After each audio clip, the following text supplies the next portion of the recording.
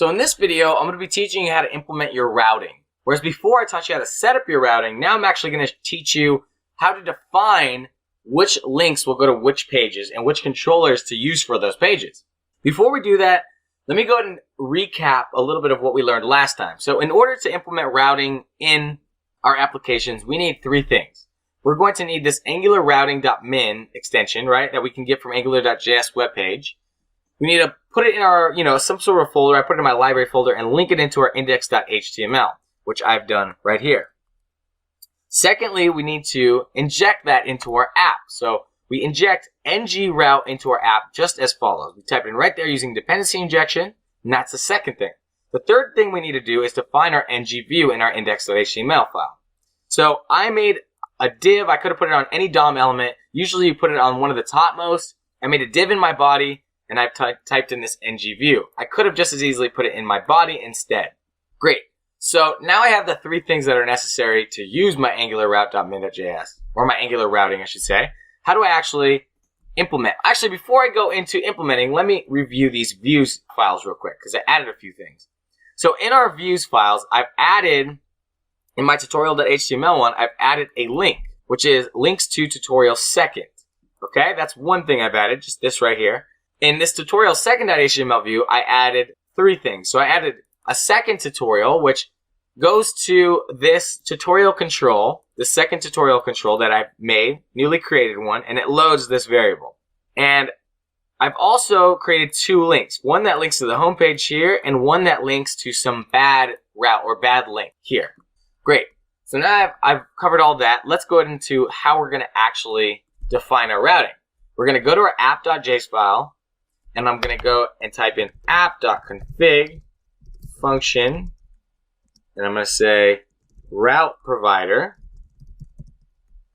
and I'm going to go ahead and open that up here. I did something wrong for a second there.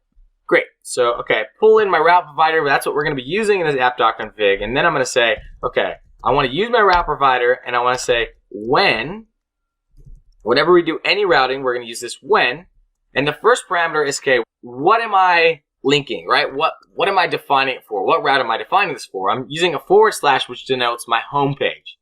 Then I'm going to say, okay, if this is my home page, what template view should I load? So I say comma, rather I say, comma, and then, I open bracket it, and I say template URL, and I'm going to say, okay, I want to use template URL views tutorial.html. Okay, and that's at the most simple form. Let me break this down for you. This says, or I'm trying to load my home page, look for views/tutorial.html and load it in my ng-view here inside these div tags. So this is defined right here, and now if I click refresh, you'll notice it actually does indeed load that template now. One problem though is that all of our values from our controller is missing, and that's because we haven't defined our controller yet. So let's go ahead and do that. We put a comma, we say controller, and then we tell it which controller to load. So I believe that name is tutorial control, and that can just be found if we go to our tutorial control right here. Great. So now we've defined our template in our controller. Now if I refresh, everything should load up, and it does. So let me click on this tutorial second page. You'll notice it doesn't do anything because this tutorial second hasn't been defined yet. So let's go ahead and do that. Let's define that second route, I should say. I'm going to copy and paste this, right? I'm going to say, put that in here. And now I'm going to say, just as I have here, tutorial second, right? So I'm defining the route for /.tutorial second. And now I don't want it to load tutorial.html, but as you probably guessed, I want it to load tutorial second.html.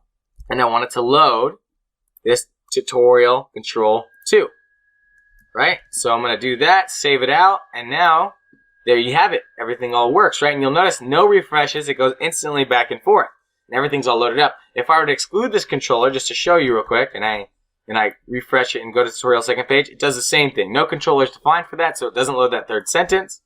So the last thing I want to show you is, for this bad link, let's refresh. When I click on this bad link page, you'll notice it doesn't do anything. Well, wouldn't it be nice if we had a way of defining some just-in-case measures? So if we have a bad link, maybe you can link us back to our web page or our homepage. Well, we do have that. It's called otherwise, and the way we do it is just like this. We say, okay, dot otherwise. Open that up, and I'm going to say redirect to, and I'm going to tell it where to redirect to. I'm going to say my home page in this case. So from there, I'm going to close that up, and I'm going to refresh now on my main page, okay? And I've saved all these changes, refresh, and now let's double check everything all works. Okay, I can go back and forth. Now my bad link, you notice when I click that, my bad link actually links me back to my home page. So that's how we implement our routing in AngularJS. I hope you all enjoyed and you learned something.